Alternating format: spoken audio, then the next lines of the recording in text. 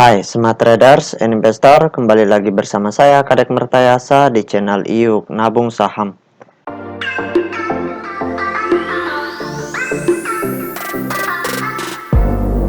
Nah, di episode kali ini kita akan membahas salah satu perusahaan yang di-request oleh Lukman Arhami. Kode sahamnya BBNI, nama perusahaannya yaitu PT Bank Negara Indonesia Tbk. Oke, untuk mempersingkat waktu kita langsung saja buka datanya di aplikasi iPod ya. Jika Anda menyukai konten-konten kami mengundang Anda untuk mengklik tombol like dan subscribe agar Anda mendapatkan video terbaru kami setiap minggunya. Nah, selanjutnya kita ganti di sini kode sahamnya BBNI. Kemudian kita enter. Nah, berdasarkan grafik dari perusahaan PT Bank Negara Indonesia Tbk ini, kalau kita lihat selama setahun terakhir itu harga saham tertingginya di harga Rp8.550 per lembar.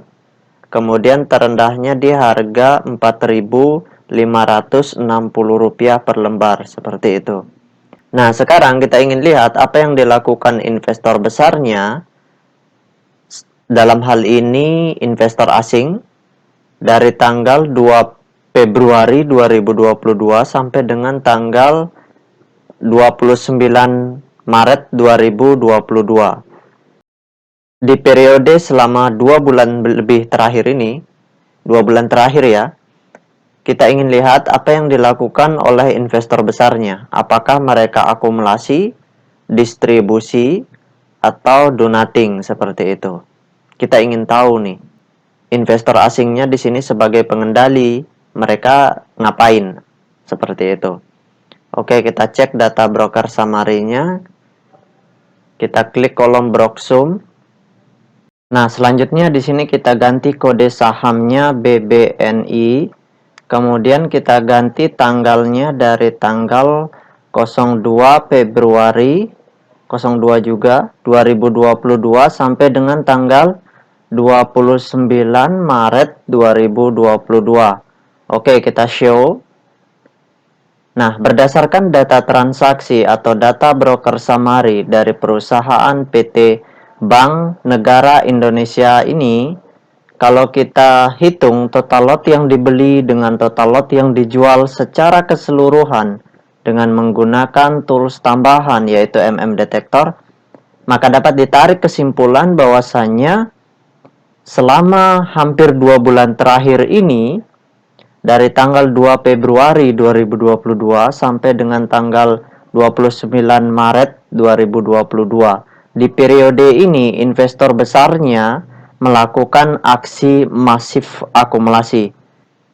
Jadi, ketika investor besarnya, dalam hal ini investor asing, melakukan terus pembelian di perusahaan Bank Negara Indonesia ini, maka potensi harga sahamnya naik semakin tinggi itu lebih besar. Selama asing terus beli, maka harganya akan naik tentunya. Nah, di sini kelihatan investor asing itu rata-rata melakukan pembelian. Bahkan mereka jualan sesama asing juga, seperti itu.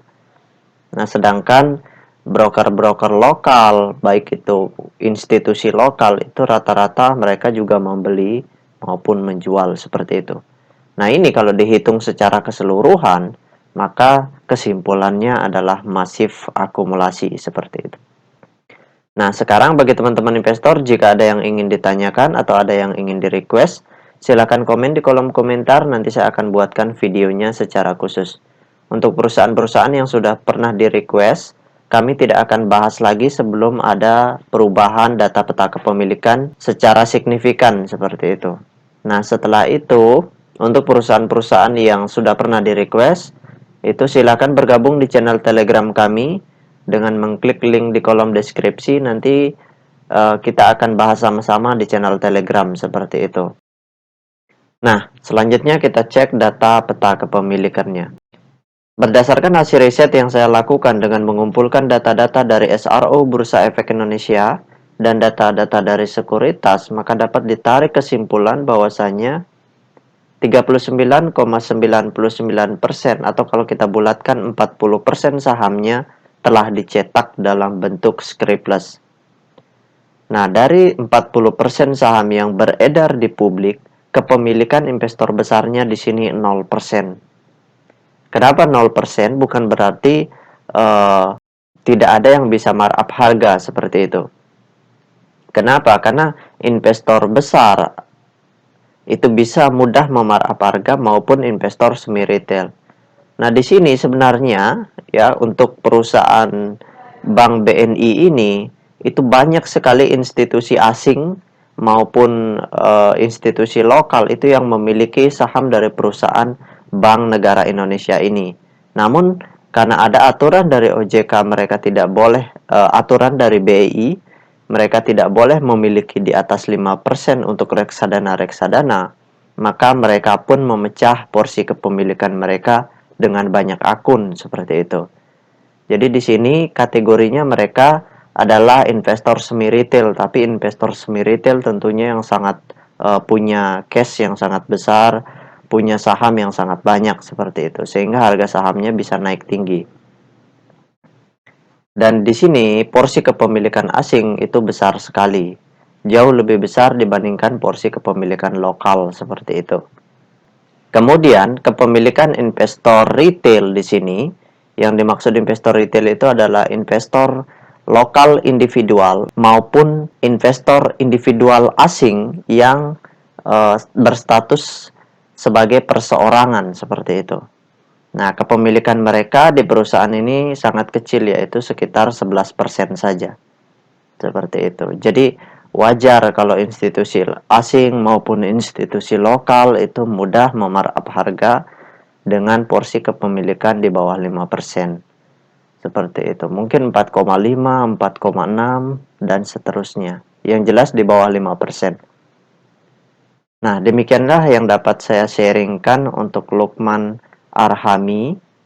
Jadi kesimpulannya, karena di sini masih akumulasi, maka harga sahamnya bisa naik. Ini perusahaan yang bagus untuk investasi jangka panjang. Kenapa? Karena sesungguhnya di sini porsi kepemilikan investor besarnya itu kalau kita kategorikan semi retailnya itu besar sekali. Retail pun sedikit di sini, cuma 11% seperti itu.